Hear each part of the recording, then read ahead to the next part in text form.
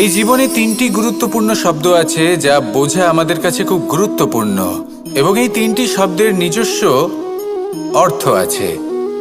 প্রথম হলো সঙ্গবদ্ধতা, অর্থাৎ একসাথে মিলে কাজ করতে হবে, একসাথে মিলে পরিশ্রম করতে হবে, সামনে এগোতে হবে।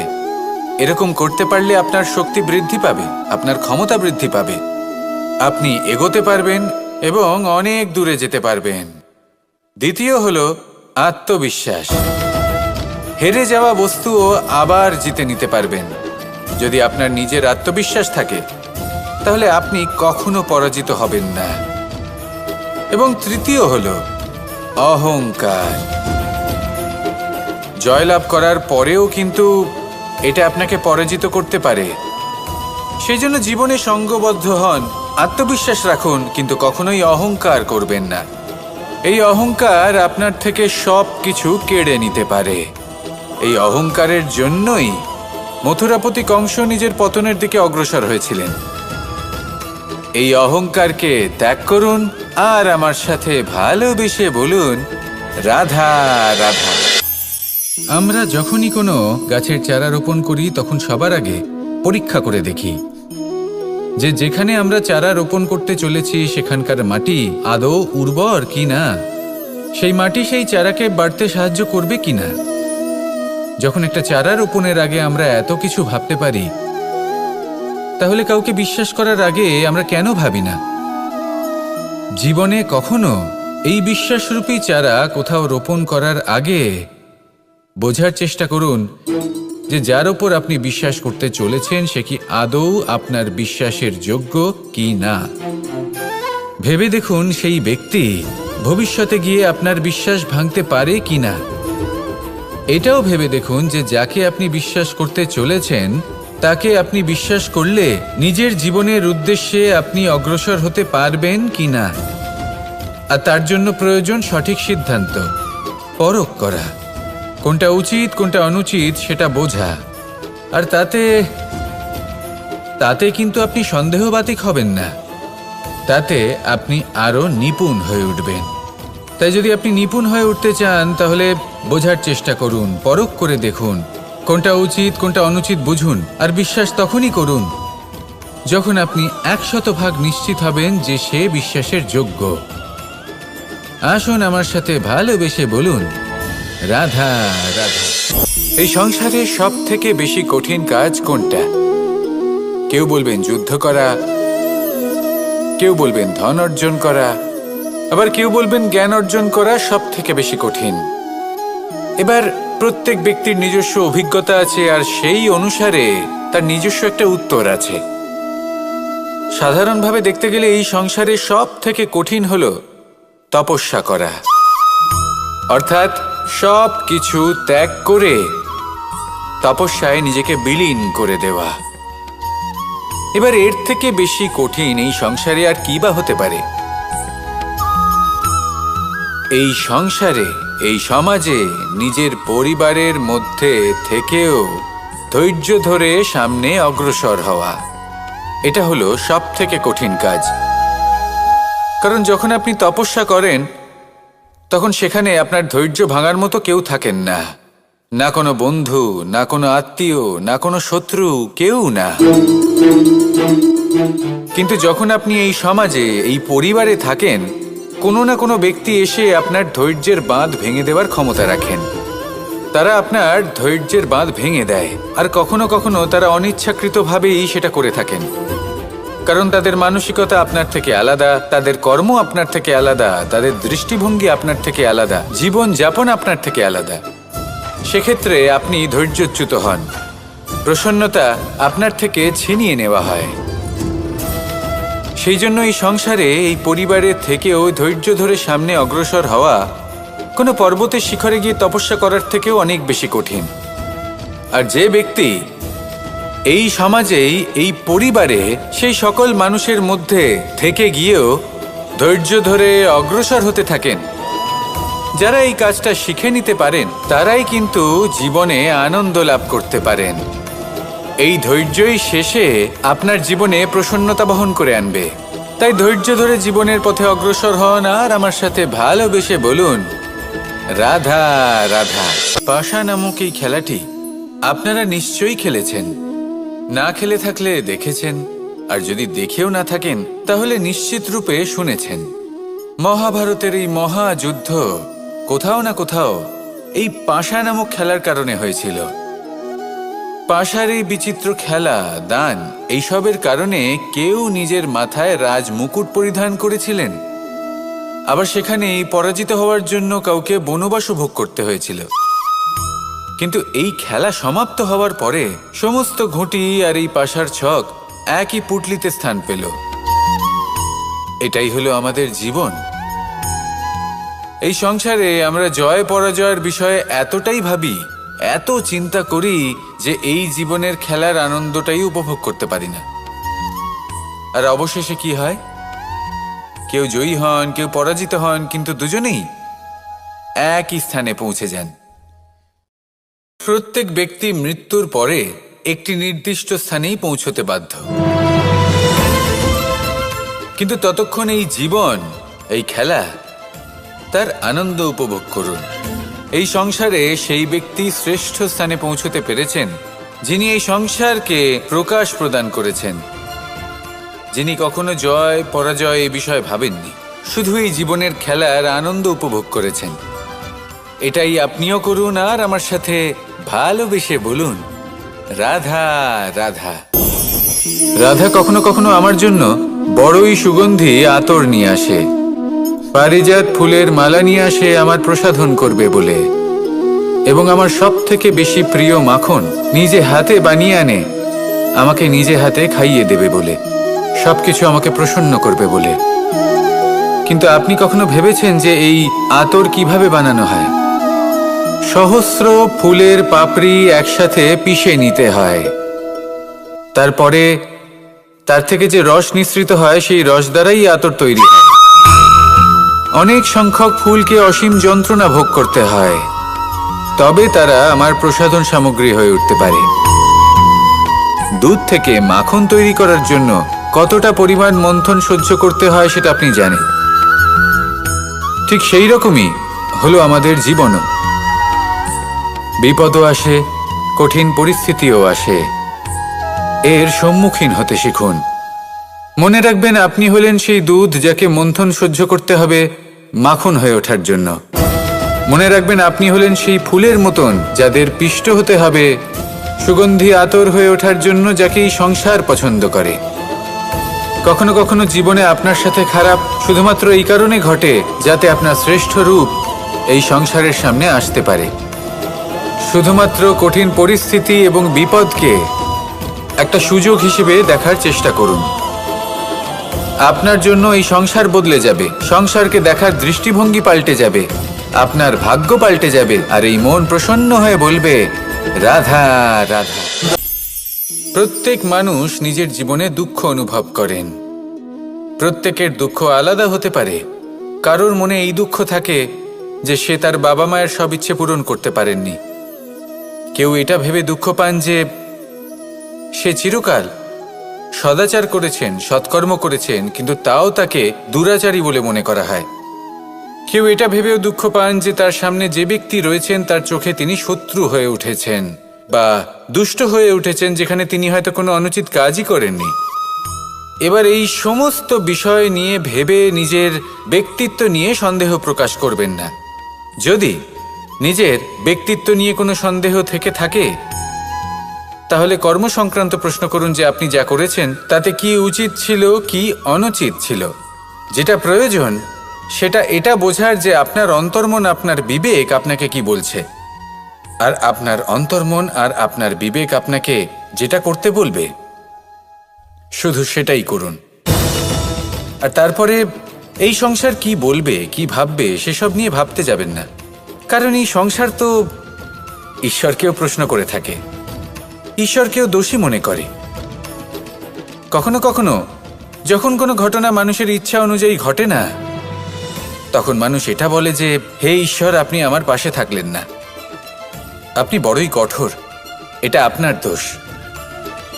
যেখানে বেশিরভাগ সময় হয়তো সে নিজেই নিজের কর্মফল ভোগ করছে।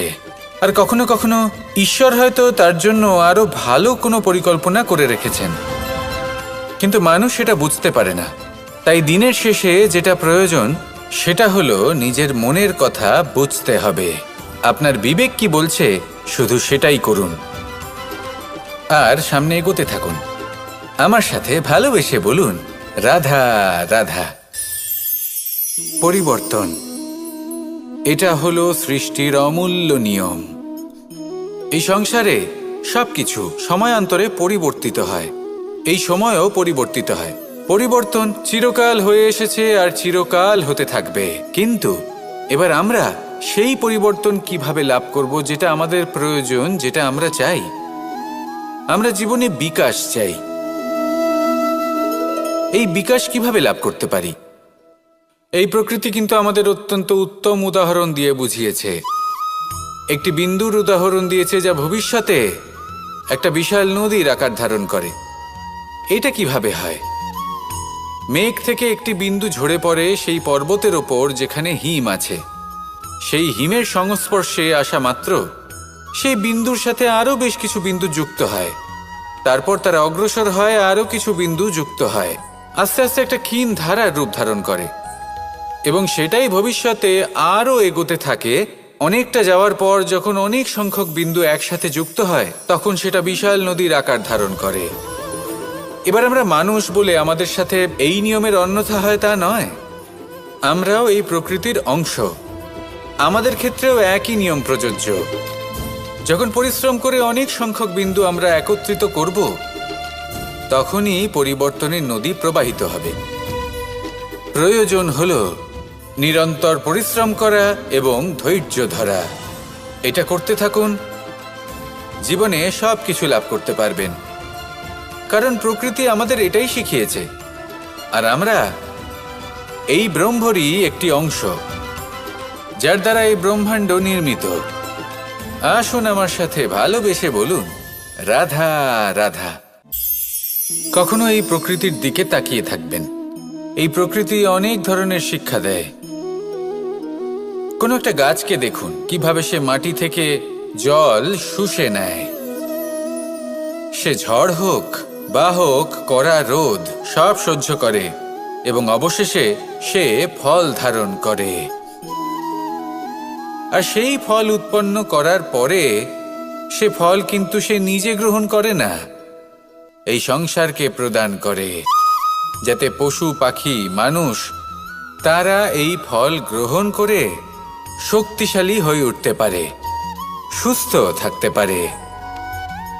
সেভাবেই নদী, সরোবর এরা নিজেরাও কিন্তু নিজেদের জল গ্রহণ করে না, মাটিকে প্রদান করে, পশু পাখিকে প্রদান করে।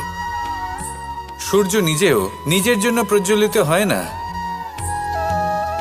সে প্রকাশ ছড়িয়ে দিতে চায় আমাদের সবার কাছে, সে আলো পৌঁছে দিতে চায়। এই প্রত্যেকের কর্মে পরমার্থ নিহিত আছে, আর সেই জন্যই এদের সকলকে পুজো করা হয়। তাই মনে রাখবেন,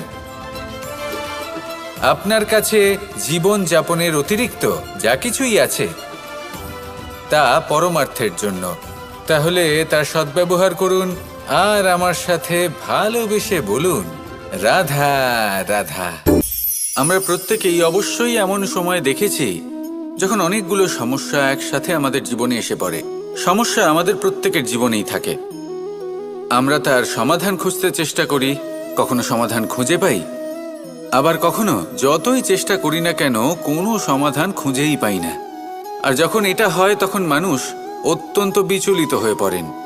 নিজের আত্মীয় স্বজন, নিজের বন্ধু বা সংসার এদের ওপরে এই দোষ চাপিয়ে দেন যে এদের জন্যই এই সমস্যা এসেছে। এবার যদি আমি আপনাকে কোনো পরামর্শ দিই তাহলে এটাই বলবো যে দৃষ্টিভঙ্গি পাল্টে দেখুন। এই দৃষ্টিভঙ্গি দিয়ে দেখুন যে এই সংসারে যে সমস্যাই আসুক না কেন তার জন্য কেউ দোষী নয়, না আপনি না অন্য কেউ। এই পুরো খেলাটাই আপনার মানসিকতা, আপনার দৃষ্টিভঙ্গির, আপনার মনের। কিভাবে বোঝাচ্ছি? যখন আমাদের মন শক্ত থাকে তখন কঠিন থেকে কঠিনতর পরিস্থিতিও আমাদের জীবনে খুব বেশি হলে প্রতিস্পর্ধা হয়ে থেকে যায়। সেখানে যদি আমাদের মন দুর্বল থাকে, তখন অল্প কঠিন পরিস্থিতিও আমাদের কাছে খুব বড় সমস্যা হয়ে যায়, তাই না? একটা শক্ত মন কঠিন পরিস্থিতিকে প্রতিস্পর্ধা হিসেবে দেখে আর তার মধ্যে ওটা সুযোগ খুঁজে নেয়। আমাদের শুধু এটাই করতে হবে। এই সংসারে অন্য কাউকে দোষী মনে করলে আপনার সমস্যা দূর হয়ে যাবে না। সেই জন্য এই সংসারকে দোষ দেওয়ার বদলে এই সমস্যার মূলে চলে যান, সেটাকে বুঝুন, নিজের এই মনকে শক্ত করে তুলুন। যদি আপনার মন শক্তিশালী হয়, তাহলে এই সংসারে অনেক বড় বড় কঠিন থেকে কঠিনতর পরিস্থিতিও যদি আসে, আপনার জীবনে যতই বড় বড় সমস্যা আসুক না কেন, আপনার লক্ষ্য লাভে বাধা দিতে পারবে না। আসুন আমার সাথে ভালোবেসে বলুন, রাধা রাধা। আমরা সবাই পাথর দেখেছি, পর্বতও দেখেছি, শুকনো পাতাও দেখেছি, শ্যামল বনানীও দেখেছি। কখনো ভেবেছেন পাথরের অস্তিত্ব কিন্তু ততক্ষণ পর্যন্ত যতক্ষণ সে পর্বতের গায়ে আটকে থাকে। যখন সেই পর্বত থেকে সেই পাথর ভিন্ন হয়ে যায় ও নিজের অস্তিত্ব হারিয়ে ফেলে।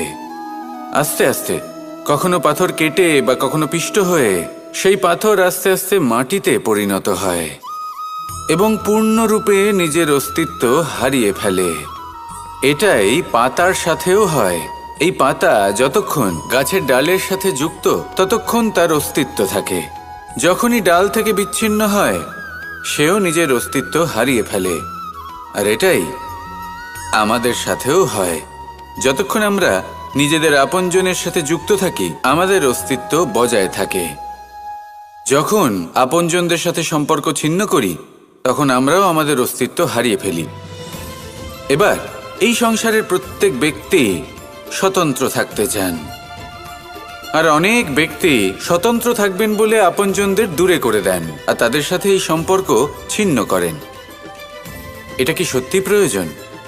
আপনজনদের সাথে সম্পর্ক ছিন্ন করে নিজের অস্তিত্ব হারিয়ে ফেলা প্রয়োজনীয়, নাকি আপনজনদের সাথে সম্পর্ক বজায় রেখে নিজেদের স্বতন্ত্র করে রাখা সেটা আবশ্যক?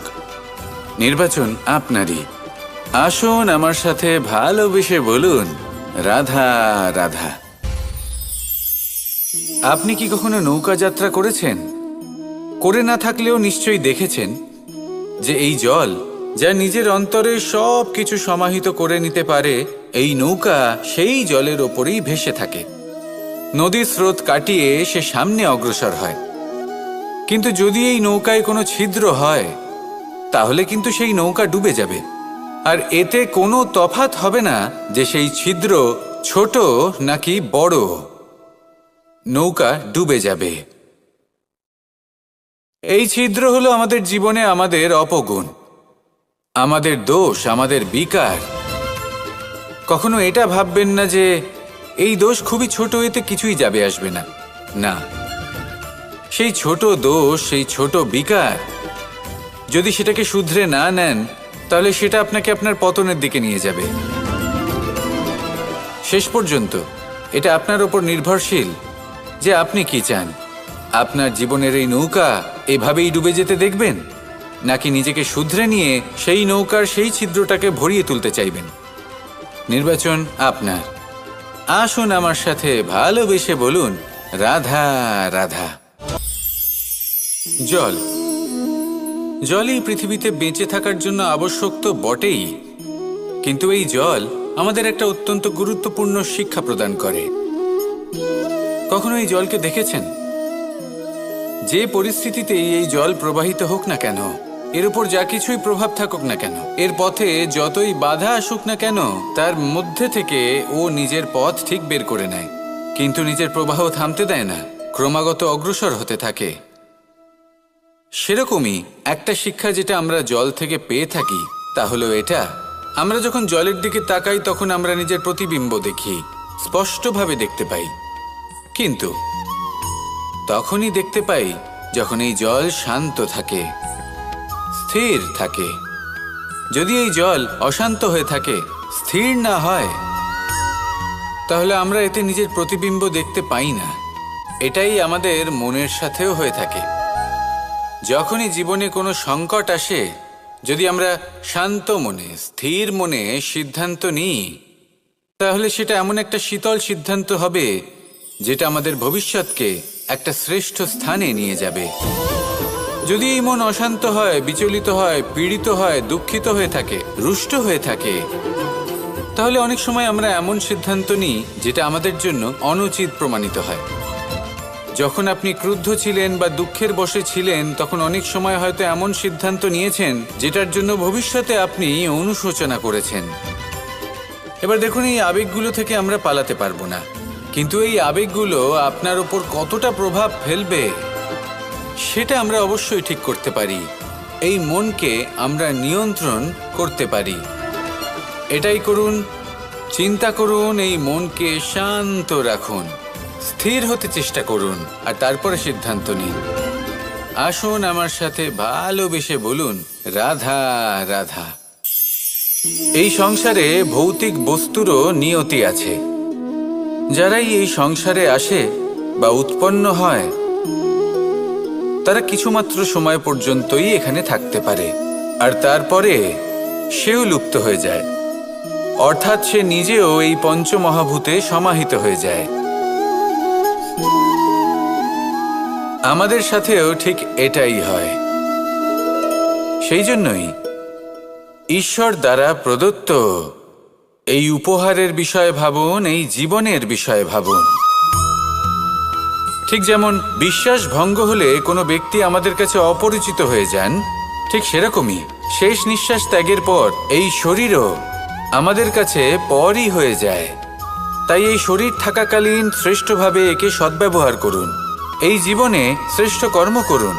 আর এই জীবনকে শ্রেষ্ঠভাবে যাপন করার জন্য কিছু কথা বোঝা প্রয়োজনীয়। যদি আপনি কারোর প্রশংসা করেন, তাহলে পূর্ণ হৃদয় দিয়ে করুন। যদি আপনি হস্তক্ষেপ করে থাকেন, তাহলে মস্তিষ্ক দ্বারা করুন। যদি আপনি সমীক্ষা করেন, তাহলে বিবেক দ্বারা করুন। যদি আপনি ধন অর্জন করতে চান, তাহলে নীতি অনুসারে চলুন। যদি জীবনযাপন করতে চান, তাহলে রীতি মেনে করুন। আর যদি ঈশ্বরের ভজন করতে চান, তাহলে ভক্তিভাব নিয়ে করুন। শুধু এই কথা মনে রাখবেন যে আপনার এই জীবন কিন্তু অনিশ্চিত কাল পর্যন্তই আছে। কতক্ষণ আছে সেটা কেউ জানে না। তাই কিছু মুহূর্ত যেটা যাপন করতে আমরা এখানে এসেছি, সেখানে ক্রোধ, অহংকার, ঈর্ষা, এইসব আবেগের কি গুরুত্ব বলুন তো? এগুলো ত্যাগ করুন। মানুষকে ক্ষমা করতে শিখুন, আস্তে আস্তে বিশ্বাস করতে শিখুন। এই সংসারে নিঃস্বার্থভাবে প্রেম করতে শিখুন, আর সবার মধ্যে আনন্দ বিতরণ করুন। তাই এই সব গুণ যদি আপনি আত্মসাৎ করতে পারেন, তাহলে আপনার জীবনে শুধু আনন্দ এবং আনন্দই বিরাজমান হবে। আসুন আমার সাথে ভালোবেসে বলুন, রাধা রাধা রাধা রাধা রাধা রাধা। ধর্মরথের 4টি অশ্ব চালানোর জন্য যিনি সারথি হবেন, তার যে 4টি গুণ থাকা প্রয়োজন, সেই সমস্ত গুণ অর্জুনের মধ্যে উপস্থিত রয়েছে। কর্মের শক্তি রয়েছে, ধর্মের প্রতি আসক্তি রয়েছে, জ্ঞানের অভিব্যক্তি রয়েছে এবং সমর্পণের ভক্তি রয়েছে। নিশ্চিত রূপে ধর্মরথে সারথি হবার জন্য অর্জুনই সব থেকে যোগ্য। আর ও শুধুমাত্র দ্রৌপদীর স্বামীই হবে না, ইতিহাসে কুরুবংশের রাজকুমার বা ইন্দ্রপুত্রের নামেই শুধু পরিচিত হবে না, বরং অর্জুনই স্বয়ং ইতিহাস রচনা করবে। অর্জুনই হবে কৃষ্ণ সারথি, যত্র যোগেশ্বর কৃষ্ণ তত্র পার্থ ধনুর্ধর। তাহলে আসুন আর আমার সাথে ভালোবেসে বলুন, রাধা রাধা।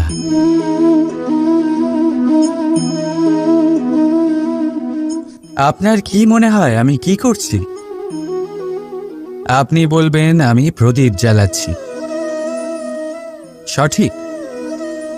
কিন্তু প্রশ্ন হচ্ছে যে আমি কি আপনাকে বলেছি যে একে প্রদীপ বলা হয়? না। এই প্রদীপ কি নিজেই নিজের পরিচয় আপনাকে দিয়েছে? না। তাহলে আপনি কি করে জানলেন যে একে প্রদীপ বলা হয়? উত্তর হচ্ছে প্রকাশ, যে স্বয়ং জ্বলে অন্ধকারের মধ্যে সংসারকে পথ দেখায়, সেটাই প্রদীপ। যা নিরাশার মাঝে আশার আলো প্রদর্শন করে, সেটাই প্রদীপ। অপর দিকে আছে সাপ, যাকে না দেখেও তার ফনার আওয়াজ শুনেই লোকে ভয় পেয়ে যায়। তার মানে ব্যক্তির পরিচয় তার কর্মের দ্বারা পাওয়া যায়। তাই আপনার এটা বলার প্রয়োজন নেই যে আপনার পরিচয় কি। এটা আপনার কর্মই নিশ্চিত করবে যে লোকে আপনাকে প্রদীপ ভেবে ভালোবাসবে নাকি সাপ ভেবে ভীত হয়ে থাকবে। রাধা রাধা। সময় কত বিচিত্র হয়। সময় আমাদের পক্ষে থাকলে আমরা নিজেদের রাজা মনে করে নিই, আর সেই সময় যদি বিপক্ষে চলে যায় তাহলে নিঃস্ব হতে সময় লাগে না। তাই মানুষের একটা অভ্যেস আছে, খারাপ সময়ের জন্য কিছু সঞ্চয় করা। আত্মীয়, বন্ধু খারাপ সময় পাশ থেকে সরে যায়। যশ, মান প্রতিকূল সময় চিরস্থায়ী হয় না। তাই মানুষ মনে করে অর্থ সঞ্চয় করাই শ্রেয়। অর্থের কোনো হৃদয় নেই যা সময়ের সাথে পরিবর্তিত হবে। সংসার বলে সর্বদা অর্থ সঞ্চয় করতে থাকো। খারাপ সময় অবশ্যই কাজে লাগবে, কিন্তু আমি বলবো শুভ কর্ম করতে থাকুন, আনন্দে থাকুন, নিজের ওপর আর ঈশ্বরের ওপরে বিশ্বাস রাখুন। খারাপ সময় কখনো আসবেই না। রাধা রাধা। প্রকৃতি মানুষকে এক বিশেষ শক্তি দিয়েছে, অন্য জীবের থেকে বেশি শক্তি দিয়েছে। স্মরণ শক্তি। এই শক্তি মানুষকে অন্য জীবের থেকে ভিন্ন করে, ইতিহাস রচনা করার প্রেরণা দেয়, জ্ঞানকে বংশানুক্রমে এগিয়েও নিয়ে যায়। আর যারা ভুলে যান, অধিকাংশ সময় তারা উপহাস আর দয়ার পাত্র হয়ে যান। কিন্তু এটাই কি প্রকৃত রূপে সত্য? না। এই স্মরণ শক্তি মানুষের বিকাশের সব থেকে বড় বাধা হয়ে দাঁড়ায়। তার মনকে দূষিত করে দেয়।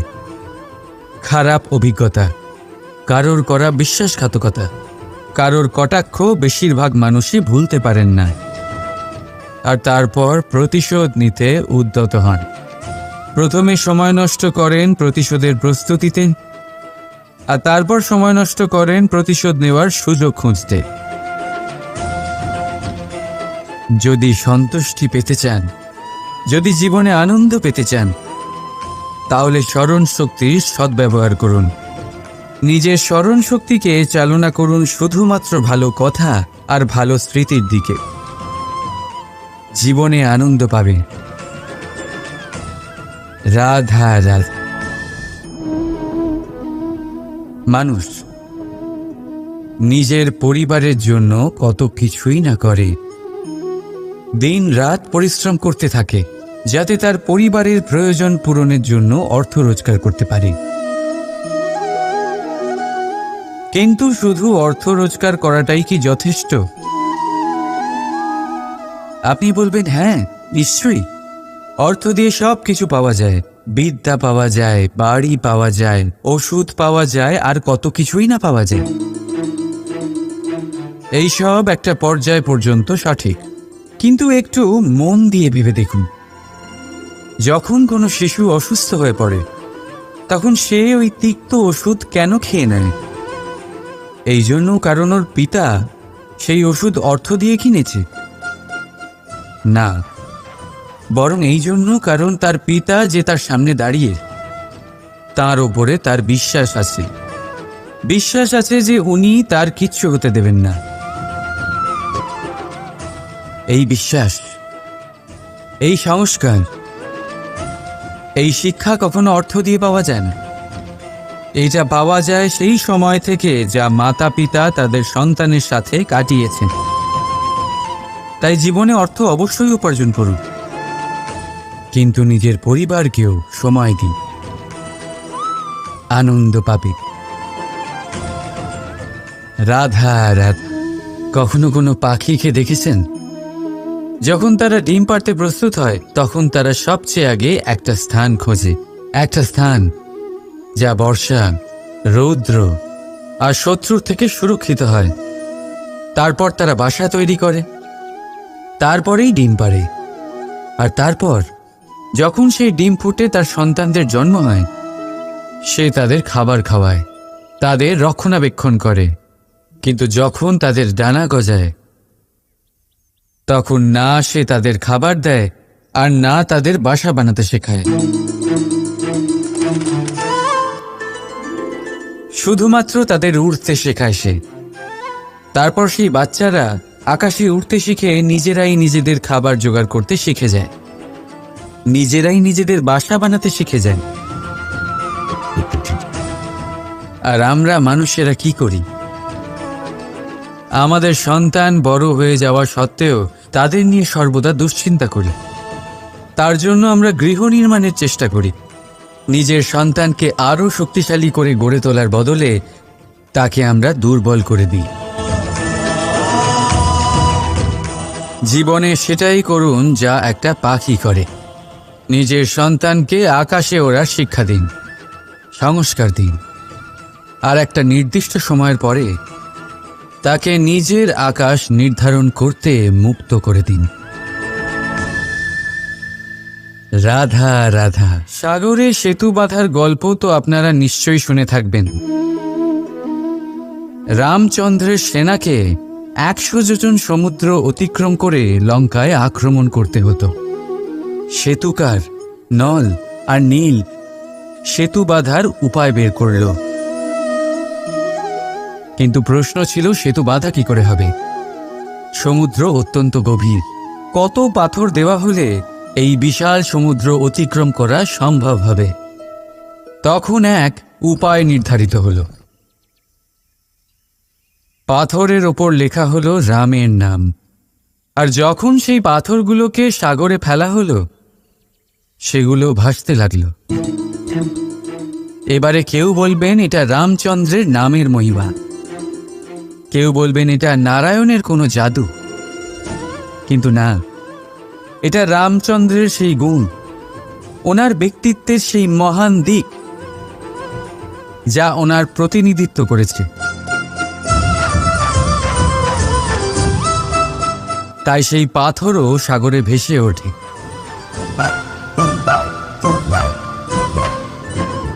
ঠিক সেইভাবেই যেখানে আমরা থাকি না, সেখানে আমাদের গুণ আমাদের প্রতিনিধিত্ব করে। আমাদের নামের শক্তি আমরা নিজেরাই তৈরি করি, আমাদের কর্ম দিয়ে, আমাদের গুণ দিয়ে। এবার সিদ্ধান্ত আপনার যে আপনার নামের সাহায্যে কেউ বিপদ থেকে উদ্ধার হবে, নাকি আপনার দুষ্কর্মের ফলে কেউ ডুবে যাবে। ভালো করে ভেবে দেখুন। রাধা রাধা। আমাদের জীবনে গুরুজনেরা, জ্ঞানী মানুষজন সবসময় একটা কথা বলেন, ধৈর্য ধরো। শুধুমাত্র দুটো শব্দ, কিন্তু কতটা বিশাল সেটা বোঝার চেষ্টা করুন। ছোট একটা অস্ত্র হাতে নিন এবং একটা বিশাল পর্বতে নিরন্তর প্রহার করতে থাকুন। ধৈর্য ধরে সেই কাজ করতে থাকুন। এমন একদিন আসবে, এই বিশাল পর্বতে আপনি একটা পথ তৈরি করবেন। কোনো ধনুর্ধর যখন নিজের বিদ্যা অর্জন করেন, তখন তাকেও ধৈর্য ধরতে হয়, তার নিজেকে সময় দিতে হয়, তবেই সে ধনুর্বিদ্যা শিখতে পারে। সেইভাবে আমাদের জীবনেও ধৈর্য ধরার খুব প্রয়োজন। পরিবারে ধৈর্য রাখতে পারলে তাহলে আস্তে আস্তে দেখবেন প্রেম বৃদ্ধি পাচ্ছে। সমাজে যদি ধৈর্য রাখতে পারেন, তাহলে আস্তে আস্তে এই সমাজ আপনাকে সম্মান করবে। যদি নিজের জীবনে ধৈর্য রাখতে পারেন তাহলে নিজে থেকেই আত্মবিশ্বাস বাড়বে, নিজের বিকাশ হবে। জীবনে সবই সম্ভব যদি ধৈর্য রাখতে পারেন। হয়তো আস্তে আস্তে হবে, কিন্তু হবে অবশ্যই। শুধু ধৈর্য রাখুন, কারণ ধৈর্যই সব থেকে বড় পুঁজি। আসুন আর আমার সাথে ভালোবেসে বলুন, রাধা রাধা। আমাদের জীবনে যখনই আমরা কোনো বড় দায়িত্বের সম্মুখীন হই, তখন আমরা তার থেকে দূরে পালাই আর এই অজুহাত দিই যে না না, এত বেশি ভার বহন করার যোগ্যতা আমার নেই, আমি করতেই পারবো না। দেখুন, এই সংসারে ভিন্ন ভিন্ন ধরনের গাছ আছে, ছোট গাছ, বড় গাছ, কিন্তু বটগাছের মতো বড় এবং নিবিড় গাছ আর একটাও নেই। সে নিঃস্বার্থভাবে এই সংসারকে সেবা করে যায়, ছায়া প্রদান করে, শীতলতা প্রদান করে। আর যখন এমন সময় আসে যখন তার ওপর বোঝা অত্যন্ত বেড়ে যায়, সে কিন্তু কোনোভাবেই ভেঙে পড়ে না। তখন সে নিজের নিঃস্বার্থ কর্মের ফল লাভ করে, সেই নিঃস্বার্থ কর্ম যা সে করেছে। তার দেহ থেকে ছোট ছোট ঝুড়ি বার হয় এবং তা কাণ্ডের আকার ধারণ করে। সেই কাণ্ড মাটির কাছে পৌঁছয় এবং তারপর তা বটগাছের সহায়ক হয়ে ওঠে। সে ভেঙে পড়ে যায় না। এইভাবে আপনিও জীবনে নিঃস্বার্থভাবে সবার সেবা করুন, ভালোবাসুন, সবাইকে সাহায্য করুন। যেদিন আপনার ওপর বোঝা অত্যন্ত বেড়ে যাবে, সেদিন এই সব মানুষ আপনাকে সাহায্য করার জন্য আসবেন, আপনার শক্তি হয়ে উঠবেন, আর আপনি বটগাছের মতোই মহান এবং বিশাল হয়ে উঠবেন। আসুন আর আমার সাথে ভালোবেসে বলুন, রাধা রাধা। একটা শব্দ আছে, পরিস্থিতি। অনেক মানুষের মুখে আমরা এই শব্দ শুনি। জীবনে যখন অসফল হয়ে দুঃখ আসে, সংকট আসে, কোনো বিপদ ঘনিয়ে আসে, তখন সমস্ত দোষ আমরা পরিস্থিতির ওপর চাপিয়ে দিই। আর দেখতে গেলে কোথাও না কোথাও ঠিকই করি। এই পরিস্থিতি প্রত্যেক দিনের মতো পাল্টাতে থাকে, কিন্তু এই দিন, এই রাত, এমন কেউ আছেন যিনি এর উপরেও নিয়ন্ত্রণ সাধন করেন, আর তিনি হলেন সূর্য। ঠিক সেই রকমই আমাদের জীবনেও সূর্য হলো এই মন। যদি এই মনের উপর আমরা নিয়ন্ত্রণ করতে পারি, তাহলে আমরা জীবনকেও নিয়ন্ত্রণ করতে পারবো। প্রথমে এই মনের রাজা হয়ে উঠতে হবে। তাই মনে রাখবেন, যদি মন দুর্বল হয়, তাহলে পরিস্থিতি আমাদের সমস্যা বলে মনে হবে। এই মন যদি স্থির হয়, পরিস্থিতি প্রতিস্পর্ধা বলে মনে হবে। আর এই মন যদি শক্তিশালী হয়ে ওঠে, তাহলে যে কোনো পরিস্থিতি আপনার কাছে একটা সুযোগ মাত্র, এমন এক সুযোগ যাতে অগ্রসর হয়ে আপনি মহান হয়ে উঠতে পারেন। এই মনের শক্তির বৃদ্ধি ঘটান, মহান হয়ে উঠুন, আর আমার সাথে ভালোবেসে বলুন, রাধা রাধা। খুব সুন্দর একটা কাহিনী আছে। একবার এক ব্যক্তি নিজের অসফলতার জন্য ত্রস্ত হয়ে সময় দেবতার তপস্যা করতে বসলেন। উনি তপস্যা করলেন এবং সময় দেবতা প্রসন্ন হলেন, মানুষের রূপ ধারণ করে ওনার সামনে প্রকট হলেন। এবার সেই ব্যক্তি ওনাকে জিজ্ঞেস করলেন যে কি এমন আছে যার জন্য আপনি বারবার জয়ী হন আর আমি চিরকাল পরাজিত হয়ে থাকি? কেন এত পরিশ্রম করা সত্ত্বেও আমি সাফল্য লাভ করতে পারি না? তখন সময় দেবতা উত্তর দিলেন যে দিন হোক বা রাত, ঝড় হোক বা ভূমিকম্প, রোদ হোক বা বৃষ্টি হোক, সময়ের সূত্রপাত হোক বা প্রলয়, আমি থামি না, আমি চলতেই থাকি। আর সেই জন্য যিনি থেমে যান তিনি পরাজিত হন আর আমি জয়ী হই। এটাই আমাদের শিখতে হবে। জীবনে সবসময় চলতে থাকুন, কখনো থামবেন না।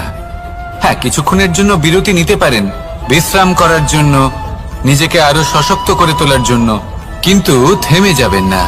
নিরন্তর কর্ম করতে থাকুন, পরিশ্রম করতে থাকুন, তবেই এই সংসার আপনাকে মনে রাখবে। আসুন আমার সাথে ভালোবেসে বলুন, রাধা রাধা।